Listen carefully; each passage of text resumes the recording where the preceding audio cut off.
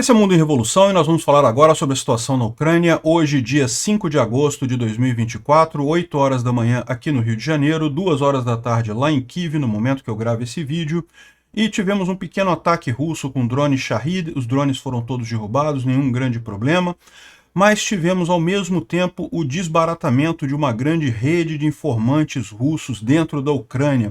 Você pode ver esses símbolozinhos com algema aqui, foi uma grande operação do serviço secreto ucraniano desbaratando uma rede de informantes russos e sabotadores que estavam planejando fazer ações contra a Ucrânia dentro da Ucrânia, né? Vários são cidadãos ucranianos, infelizmente, mas felizmente foram todos identificados e estão sendo tratados pela justiça adequadamente, né? Aqui em Volgogrado houve um incêndio numa subestação de energia elétrica russa e parte da cidade está sem energia elétrica. Não se sabe se foi um acidente, se foi sabotagem ou se foi algum ataque ucraniano que aconteceu aqui, né? E finalmente a gente tem a informação de um avião, um Su-34 russo que caiu. O piloto ejetou bem dentro da Rússia isso e não se sabe por que, foi atingido pelo que esse avião, né? Tem gente suspeitando que pode ser pelos F-16 já. Será que eles já estão fazendo esse tipo de missão de destruir os aviões russos, né? Bom, na linha de frente nenhuma grande novidade, continuamos com a mesma situação dos últimos dias, e o Shoigu, o antigo ministro da Defesa russo, que agora é chefe do Conselho de Segurança russo, está em Teherã. Pois é, para você ver como é que o eixo do mal está se formando ali, né? Vamos falar sobre esses e outros assuntos em detalhes. Essas notícias foram sugeridas por Caminhoneiro Marítimo Cubano em Fuga, Milei do Jeito que Eu Gosto e várias outras pessoas. Obrigado aí ao pessoal que sugeriu notícias lá no nosso site, no wrevolving.com. E obrigado a você que está assistindo o nosso vídeo. Se você gosta do nosso conteúdo, por favor, deixe o seu like e se inscreva aqui no canal, né?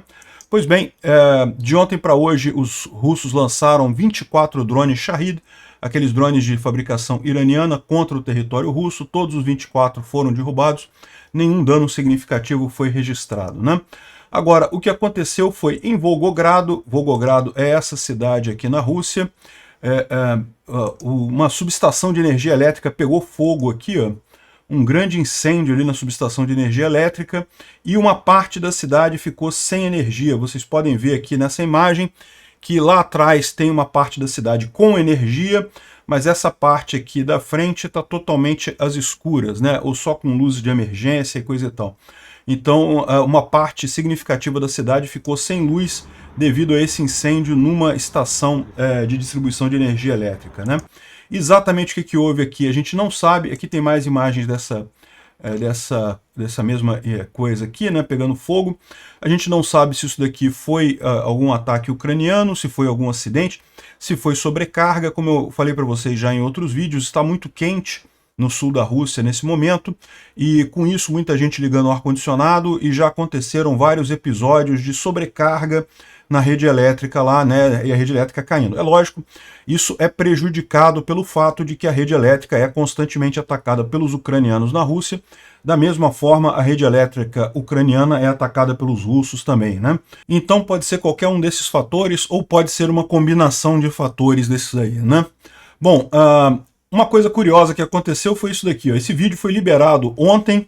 A gente não sabe quando ele foi filmado, tá? Se é um vídeo recente ou se é um vídeo antigo. Esse é o problema. Esse vídeo mostra um piloto russo, depois dele ter ejetado do avião, né? O avião dele foi atingido, segundo ele diz.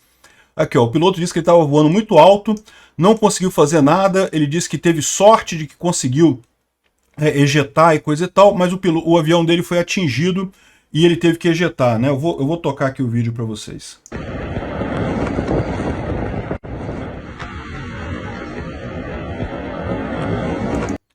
Ali o avião caindo, né? Ele está fora do avião já, ele ejetou, o avião continua caindo ali, né?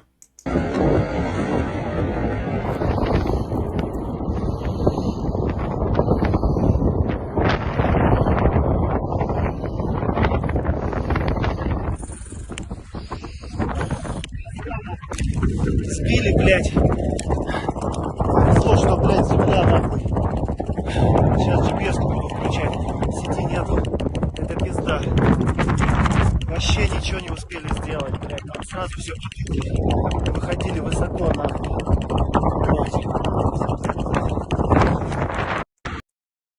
Ou seja, o que ele falou em russo ali, segundo o pessoal está dizendo aqui, é justamente que o avião dele foi atingido por alguma coisa e ele teve sorte que ele conseguiu ejetar e está caindo em terra, não está caindo na água, né? Como ele está calmo, imagina-se que ele não está na linha de frente, ele está dentro da Rússia, do território russo, né? Mas foi atingido por alguma coisa, né? E teve que ejetar e perdeu-se esse avião.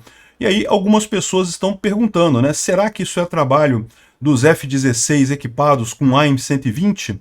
Será que já é isso, né? Não sei, tá, gente? Pode ser que esteja cedo demais. A gente não sabe quando que isso foi gravado, isso foi divulgado agora. Isso não quer dizer que tenha sido gravado neste momento, né? Mas é uma coisa, por quê? Porque uma das grandes vantagens do F-16 é justamente os foguetes ar-ar deles, que tem um alcance muito grande, né? A ideia da Ucrânia é usar isso exatamente para combater a aviação russa.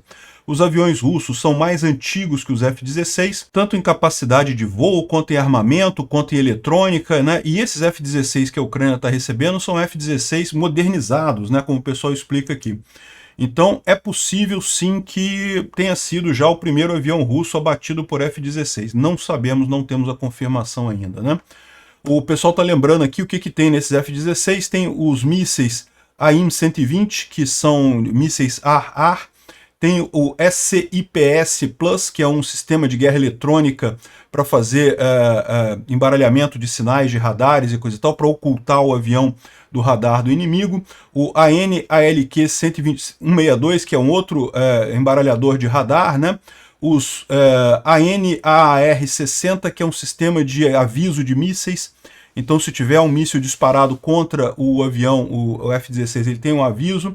E também tem o PIDS Plus aqui, que é uma contramedida de lançar flare, né? Que são cargas térmicas que enganam mísseis orientados pelo calor, né? Vocês já viram isso? Outros aviões têm esse tipo de coisa também, eles soltam umas coisas brilhantes assim do lado. Justamente aquilo ali é muito quente, então aquilo confunde a orientação do míssil que busca o calor. Tipicamente os mísseis buscam o calor para atingir o motor do avião, o jato, né, a turbina do avião, só que aí o flare confunde esse sistema e evita que o avião seja atingido, né? São 6 F-16 da Holanda e 4 da Dinamarca, né? Ainda tem muito para vir aí, a maior parte vem da Bélgica, os da Bélgica não começaram a chegar ainda, estão todos modernizados, vai fazer uma diferença grande isso daí. O Arthur Harry, ele traz aqui uma thread explicando como que os russos estão tentando agora contrapor esse tipo de coisa, porque é lógico, eles estão preocupados com isso, né? Eles estão fazendo uma atualização dos Su-30 SM-2 para incluir neles os mísseis AR-R-37, que tem um alcance de 300 km, então seria até maior do que o alcance do AIM-120, mas isso é muito ilusão, tá? Porque uma coisa, dificilmente esses mísseis conseguem atingir uma coisa no limite do alcance de qualquer forma, né? E vocês sabem que a Rússia adora fazer essas coisas de propaganda que na verdade não funcionam, né? Vamos ver como é que vai ser na prática isso daí. Eu aposto nos F-16 muito mais, né? Ele fala também que esses mísseis, além disso, ele tem uma velocidade Mach 6, né, 6 vezes a velocidade do som. Isso é a velocidade do R-37, tá? Do míssil, tá? Não do avião. O míssil pesa 600 kg, tem uma carga de 60 kg, carga explosiva, né? Então, eles podem ser levados por MiG-31BM, Su-35S, e agora o que ele está fazendo, eles estão adaptando para o Su-30 SM-2, mas porque é dos mais modernos que os russos têm entre os caças da frota russa, né? Então eles dizem que chega a 300 km, mas na verdade, segundo os ucranianos, a maior alcance já registrado foi de 180 km. E a grande diferença entre os F-16 e esses Su-30 SM justamente são os radares dos F-16, que são muito mais modernos, né? São muito superiores aos russos, e vocês podem ver o alvo e o perigo muito antes dos russos, né? Essa é a grande questão. Então os F-16 podem identificar esse avião russo muito antes do avião russo saber que o F-16 está ali perto. Isso permite tanto que o F-16 atire primeiro, né, lance primeiro uma arma contra o jato russo, como também faça manobras evasivas para sair da região caso um avião desses russos esteja na direção, né? Mas como o Arthur Harry coloca aqui, só depois de a gente ver combates reais é que a gente vai poder dizer quem tem a vantagem nisso daí. Os F-16 também não são nenhum avião extremamente moderno do Ocidente, tá? É um avião muito mais avançado que os aviões da era soviética, que são os aviões que a Rússia e a Ucrânia têm, mas não é o mais moderno que os Estados Unidos têm, né? Tem jatos muito mais modernos do que esse. De qualquer forma, vamos ver qual vai ser o resultado aqui. Eu prevejo a Rússia mais uma vez humilhada, perdendo um monte de venda, né? A indústria bélica russa está em franca decomposição, porque ninguém mais quer comprar equipamento russo, né? Houve uma época que a Rússia vendia um monte de equipamento militar, porque ainda tinha aquele nome da União Soviética, que em determinado momento brigou com os Estados Unidos, né? Estava ali par a par com os Estados Unidos, brigando, era o mundo polarizado e coisa e tal, da Guerra Fria. Então muitos países do terceiro mundo viam o equipamento soviético como um equipamento tão bom quanto o da OTAN e um pouco mais barato, né? É lógico, a propaganda russa falava isso abertamente, né? Só que com a guerra na Ucrânia, o pessoal percebeu que é covardia. Pô, o equipamento da OTAN, a Ucrânia tem meia dúzia de HIMARS e está destruindo completamente a retaguarda russa, né? Ou seja, os russos não têm nada equivalente ao equipamento da OTAN, e no caso dos aviões, eu também acredito que vai fazer uma diferença enorme.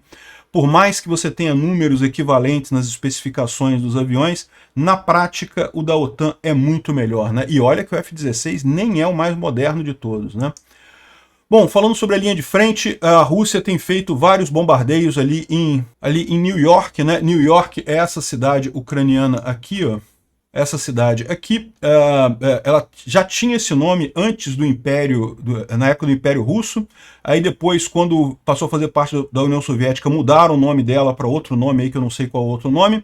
E aí depois, quando a Ucrânia se tornou independente, ela voltou a ter o nome original de New York, né? Em homenagem a Nova York, evidentemente, né? E, de qualquer forma, essa cidade está na linha de frente aqui. Os russos têm tentado avançar aqui, não conseguem, tá? Eles conseguiram avançar um tanto, mas foram parados aqui nessa fronte, né? Agora eles têm feito bombardeios aqui com grandes quantidades, com bombas planadoras, né, que são um grande problema. A gente já falou sobre isso, e é um problema que pode ser que os F-16 sejam usados exatamente para resolver esse problema, né? Essas bombas planadoras são lançadas a partir de jatos russos e a uma distância considerável da linha de frente. Portanto, hoje os ucranianos não conseguem derrubar esses jatos, também não têm a licença para destruir os jatos em solo. Então os russos têm essa vantagem, né? São bombas com muito pouca precisão, que causam muito mais dano em civis do que em objetivos militares de qualquer forma, mas não deixam de ser muito perigosas, né? Destroem completamente a cidade. Vendo os mapas do Poulet Volant aqui de hoje, aqui a gente tem os russos um pequeno avanço aqui na região de Chassiviar, mas continuam não ultrapassando o canal aqui, ainda estão a leste do canal aqui, que esse canal de irrigação que passa aqui, que é a fronteira atual da linha de frente aqui, né? Chassiviar é essa região aqui um pouco mais para cima. A gente vê aqui Bakhmut nessa região aqui, Chassiviar aqui, né? Os russos levaram meses e meses para percorrer esse trechinho aqui, que é um trecho bem pequeno no final das contas.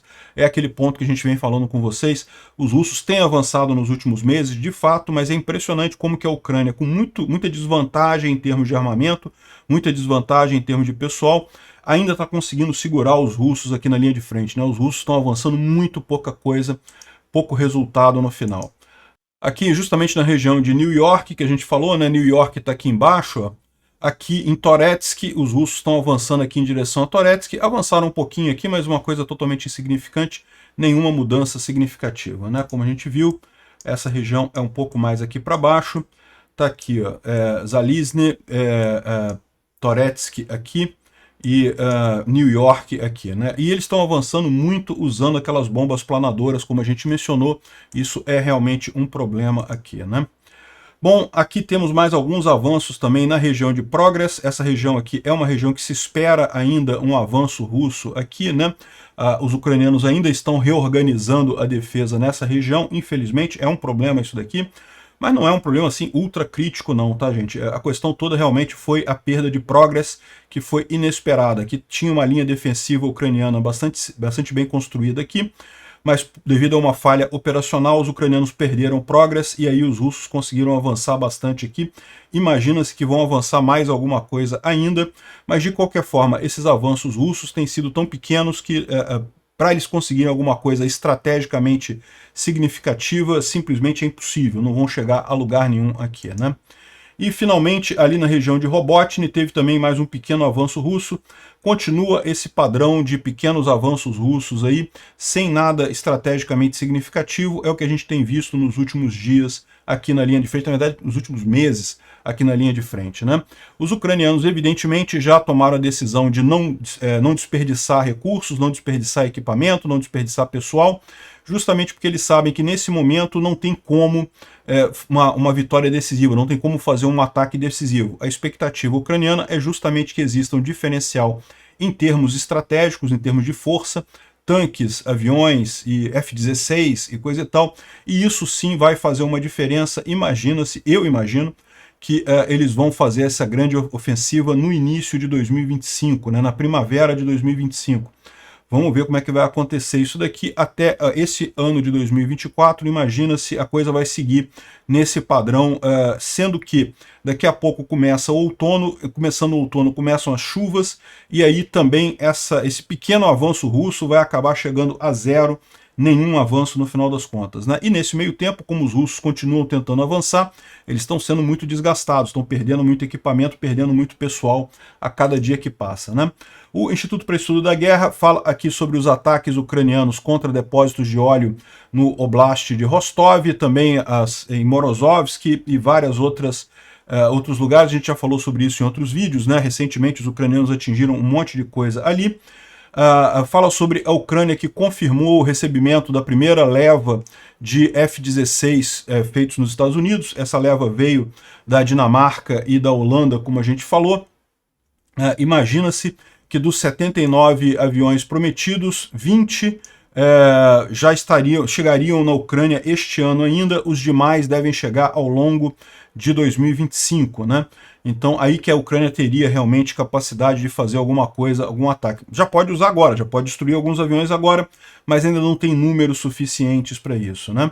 Os bloggers militares russos falam aqui que já estão fazendo colunas dizendo que o F-16 não é essa coisa toda, não vai fazer diferença. E aí, assim se vai mais uma linha vermelha do Putin, né? Muito engraçado isso, é sempre a mesma coisa.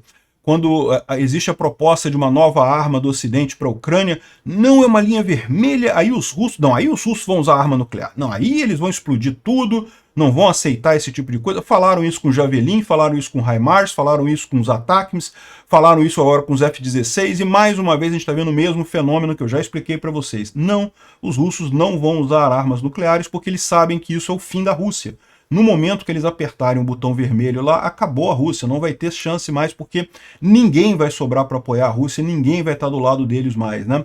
Então não vai haver isso daí, vai sempre ser essa história de que, olha só, eu vou ameaçar, eu vou apertar, hein, o botão tá aqui, eu vou apertar, hein? Mas nunca vai apertar de verdade, e mesmo que o Putin dê a ordem, duvido que seja obedecido no final das contas. Então é só isso, bomba nuclear é algo inútil em termos de guerra hoje em dia.